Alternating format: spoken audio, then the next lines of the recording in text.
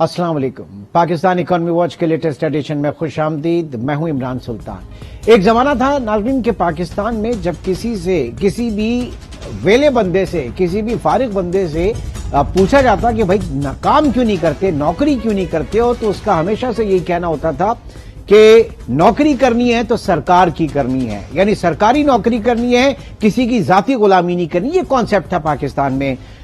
उस वक्त बामी उरूज पर थे Pakistan steel mill, PIA, railway और वापडा और केईएससी, और दबा के हमारे सियासतदानों ने जो है उसके अंदर भर्तियां की और तबाह कर दिया उन इदारों को। फिर उसके बाद हमने देखा कि मुल्क में प्राइवेट सेक्टर जो है वो आगे आया, और उस प्राइवेट सेक्टर में ये जो आपकी प्राइवेटाइजेशन है, स्पेशली आपके टेलीकॉम सेक्टर की, फिर आपके बैंकिंग सेक्टर की और दीगर सेक्टर्स की प्राइवेटाइजेशन के बाद हमने देखा कि नौकरियां जनरेट हुई और बहुत से लोग जो है वो अकोमोडेट हुए।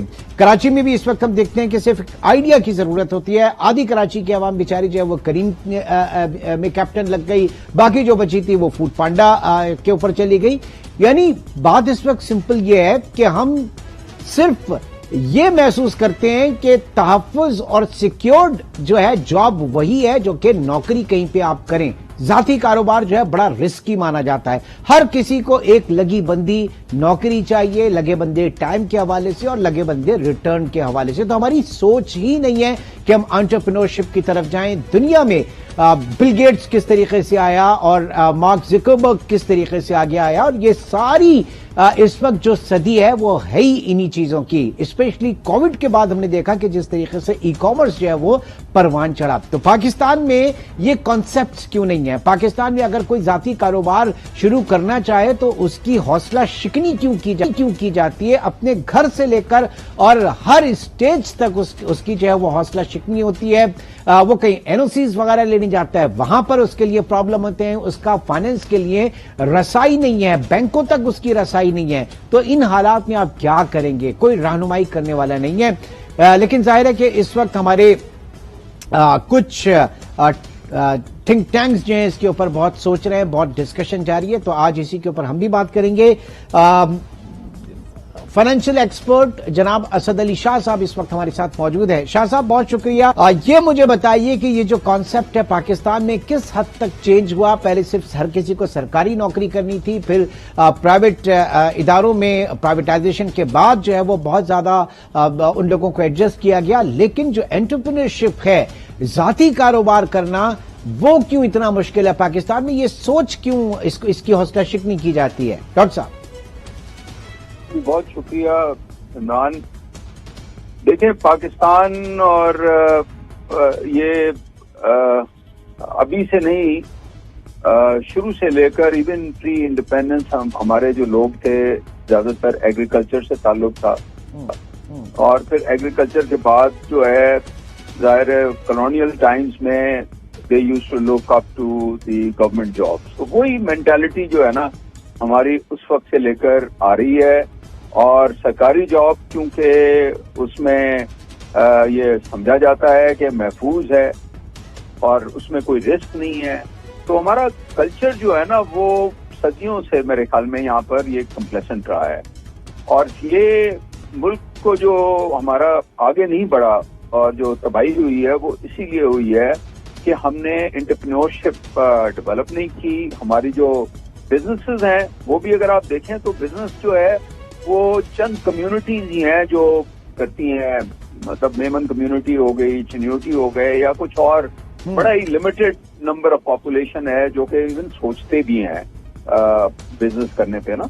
तो इसलिए और ये शुरू से लेकर हमारा कल्चर ये है कि जो एग्रीकल्चर से निकल के फिर वो लोग ये सोचते हैं कि भाई नौकरी हमने कोई करनी है, जॉब्स चाहिए ना। तो फिर वो पॉलिटिशियंस जो है वो जॉब्स देने के ऊपर जो मैनिफेस्टो है उसमें भी, या प्रोमिसेस जो करते हैं कि जॉब्स देने हैं हमने आपको, और फिर वो जॉब्स फिर देते भी हैं। तो उससे क्या हुआ है कि आपने गवर्नमेंट को जो है वो एक एम्प्लॉयमेंट एजेंसी बना दिया है। न सिर्फ ये है कि ये एसओईज की आप बात कर रहे थे, जो सरकारी जो नौकरियां हैं, जो गवर्नमेंट है, federal, provincial government, local government, ये सारी हमारी भरी हुई है। اور وہ بہت عرصے تک تو پولیٹیکل بیسس پہ وہ جابس دی گئی، تو ظاہر ہے وہ انکمپیٹنٹ جو لوگ ہوتے ہیں یا اتنے کمپیٹنٹ نہیں ہوتے ہیں تو ان کو کہیں نوکری بھی نہیں ملتی، وہ سرکار میں مل جاتی ہے. تو اس سے کیا ہوا ہے کہ ایک تو سرکار جو ہے وہ بہت زیادہ اس کی کاسٹ بڑھ گئی ہے، اور ڈلیوری نہیں ہے سروسز کی، اور پھر پالیسی میکنگ بھی وہ نہیں ہے جو کہ فیسیلیٹیٹ کرے. تو اگر آپ دنیا میں دیکھیں اور سر یہ برڈن اتنا بڑھ گیا ہے، اتنا بڑھ گیا یہ برڈن کہ انہوں نے ادارے تو تباہ کیے، لیکن اس کلچر کی وجہ سے، اس پولیٹیکل انٹرفیئرنس کی وجہ سے ہم ان اداروں سے جان نہیں چھڑا پا رہے.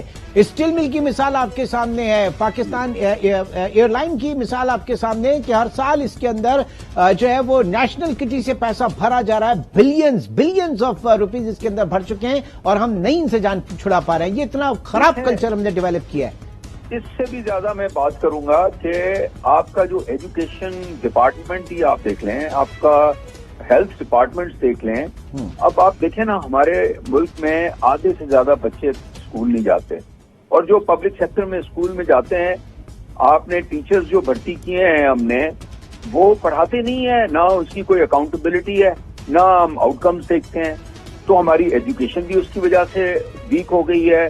اور گورنمنٹ جو ہے، نہ صرف یہ اداروں کی بات میں آپ جو کر رہے ہیں، میں تو کہہ رہا ہوں کہ جو مین جو گورنمنٹ ڈپارٹمنٹس ہیں وہ اتنے زیادہ ہم نے بڑھا دیے ہیں، اور اتنی گورنمنٹ کو ہم نے پھیلا دیا ہے کہ وہ اچھا زیادہ بڑھانے سے اور انکمپیٹنٹ لوگ بھرنے سے وہ جو سروس ڈلیوری ہے لوگوں کی اور جو پالیسی میکنگ ہے وہ بھی نہیں ہوتی. اتنی ساری پرمیشن چاہیے ہوتی ہیں. ہمارا ریگولیٹری نظام جو ہے وہ اتنا اینٹی بزنس ہے.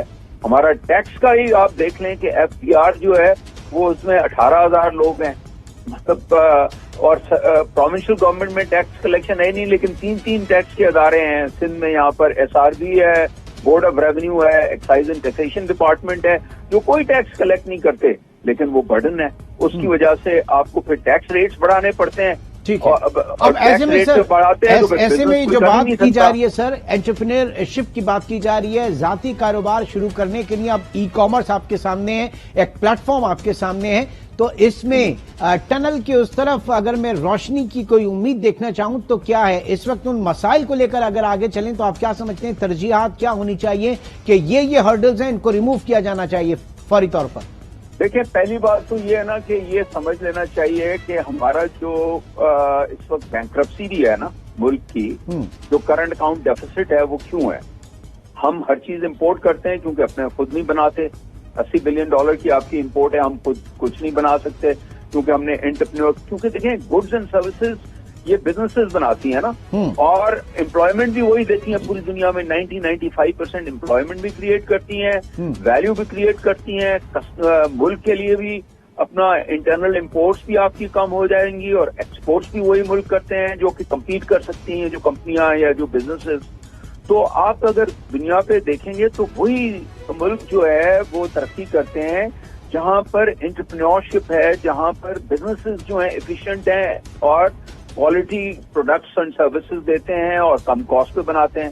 تو ہم نے تو اس پہ ایز اے نیشن توجہ ہی نہیں دی نا. ہم سمجھتے ہیں کہ بزنس مین سارے چور ہیں، اور یہ ایک حد تک صحیح بھی ہے کیونکہ ہم نے ٹیکس ریٹس اتنے زیادہ رکھے ہیں کہ کوئی نیا بزنس جو ہے وہ مطلب ٹیکس اگر دینی ہے 50% ہم نے ٹیکس ریٹس کر دی ہیں افیکٹولی اس سال کمپنیز کے. تو وہ کیسے کوئی باقی دنیا میں ڈیولپڈ ورلڈ میں ہائی ریٹس ہوتے تھے وہاں پر 30% یہ تو چلیں حکومت کی سائڈ ہے، یہ تو پالیسی سائڈ ہے، یہ جو بہت بڑے بڑے گھمبیر پرابلمز ہیں.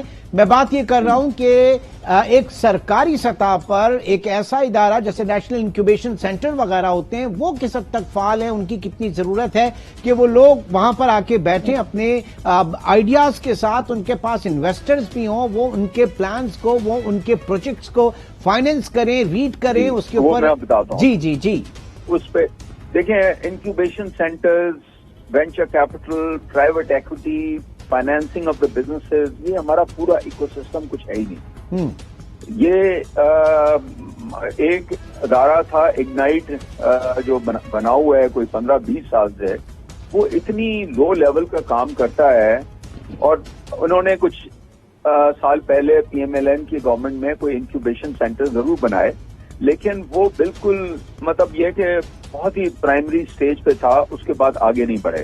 اور اس کے بعد جو ہے یہ کیونکہ وہاں پر پبلک سیکٹر میں ہے، اس کو کوئی پبلک پرائیویٹ پارٹنرشپ وغیرہ میں کرتے، کوئی انڈیپینڈنٹ ڈائریکٹرز لاتے، اور تو پھر تو کچھ ڈیسیژن میکنگ ہو سکتی تھی. وہاں ڈیسیژن میکنگ ہی نہیں ہوتی. میں آپ کو بتاؤں کہ یہ جو آپ بات کر رہے ہیں، یہ جو اسٹارٹ اپس ہیں اور یہ جو نئی انوویشن کمپنیز ہیں جنہوں نے پوری دنیا چینج کر دی ہے. اب اگر آپ دیکھیں، یہ اسٹارٹ ہوا تھا اسرائیل فار انسٹنس، بہت مشہور ہے، جس کو کہا جاتا ہے اسٹارٹ اپ نیشن. وہاں پر گورنمنٹ نے کوئی لیٹ 1980s 1990 میں کوئی ایک فنڈ بنایا تھا، اور پھر انہوں نے کہا کہ جو کوئی بھی انٹرپرینورز کو فنڈ کرے گا وینچر کیپٹل، ہم اس میں 7 برابر سپورٹ کریں گے. تو انڈیا میں فار انسٹنس، اب یہ تو اس وقت ہو گئی، وہاں تو بہت زیادہ اسٹارٹ اپس ہیں. انڈیا میں کوئی 700 وینچر کیپٹل فنڈز ہیں جو کہ نئی اسٹارٹ اپس کمپنیز کی فنڈنگ کرتے ہیں. ہمارے پاس آپ کو حیرانی ہوگی کہ ٹوٹل 6 وینچر کیپٹل فنڈز ہیں، اور اس میں سے صرف ایک نے، میں پچھلے سال تک میں SCCP کے پالیسی بورڈ پہ تھا، جو ہمارے پاس پاکستان میں رجسٹرڈ ہیں، صرف 400 ملین روپیز کی ڈسبرسمنٹ ہوئی تھی اس میں سے، یعنی نہ ہونے کے برابر ہے. اور پچھلے سال اسٹارٹ اپس میں باہر سے جو پیسہ آیا تھا وہ کوئی آیا تھا $300-400 ملین، لیکن اب تو وہ کم ہو گیا. اس کے مقابلے میں انڈیا میں for instance last year total جو FDI آئی ہے وہ تقریباً $84 بلین آئی ہے، اور اس میں سے آدھے پیسے جو ہیں یہ اسٹارٹ اپس میں آئے. تو ہمارے پاس جو ہے ان چیزوں پہ توجہ ہی نہیں ہے. نہ ہمارا انٹرپرینورز جو ہیں، جو ایگزسٹنگ اولڈ بزنسز ہیں، وہ اس پہ کچھ سوچ رہے ہیں، کیونکہ یہ دنیا پوری چینج ہو رہی ہے نا ایگزسٹنگ. اب یہ دیکھیں، میں آپ کو ایک اور ایگزامپل بتاؤں کہ اگر آپ نیو یارک اسٹاک ایکسچینج کو دیکھیں گے آج، تو آپ کو یہ ایپل لارجسٹ کمپنی ملے گی، آپ کو امیزون ملے گا، آپ کو ایلان مسک ملے گا. یعنی 80% ٹاپ 10 کمپنیز میں اس وقت ڈیٹا اور یہ ٹیکنالوجی کمپنیز ہیں، اور یہی پوری دنیا میں ہو گیا. آپ پاکستان میں اگر دیکھیں گے تو پاکستان میں جو 40 سال پہلے جو کمپنیاں تھیں اور یا جو فیملیز ہیں، وہی سیمنٹ کمپنیاں ہیں، یا جو ہم نے پاور سیکٹر میں بنا دی ہیں، رینٹ سیکنگ IPPs ہیں، یا پھر وہ ٹیکسٹائل سیکٹر ہے ہمارے پاس جو زیادہ ویلیو ایڈیشن نہیں کرتا، وہی فیملیز یا شوگر کمپنیز ہیں، وہی ہیں. ٹھیک ہے، یعنی پوری دنیا میں ایک تبدیلی آئی، لیکن پاکستان میں اس بفر کو فی الحال جو ہے کہ جس چیز نے فل کیا ہے وہ یہ ہے کہ ہمارا نوجوان جو ہے اس کی کوشش ہے کہ بس کسی طریقے سے اپنا YouTube چینل بنا لے، یا ٹک ٹاک کے اوپر آ جائے، ایک گانے کے اوپر ایک ڈانس، اور 2.5-3 کروڑ ایک دن میں ہم ان چیزوں میں لگے ہوئے. تو یہ کہیں نہ کہیں وہ جو بفر ہوتا ہے اس کو کوئی نہ کوئی آ کے فل کر لیتا ہے، اور پاکستان میں کنٹینٹ کے نام پہ انچ فل کر لیا گیا. اس کو سوچنے کی ضرورت ہے. بہت شکریہ اسد علی شاہ صاحب ہمارے ساتھ موجود تھے. آگے آنے والے پروگرام میں مزید ان سے ہم اس کے اوپر جو ہے وہ آگاہی لیں گے. ٹل دین ٹیک کیئر. اللہ حافظ.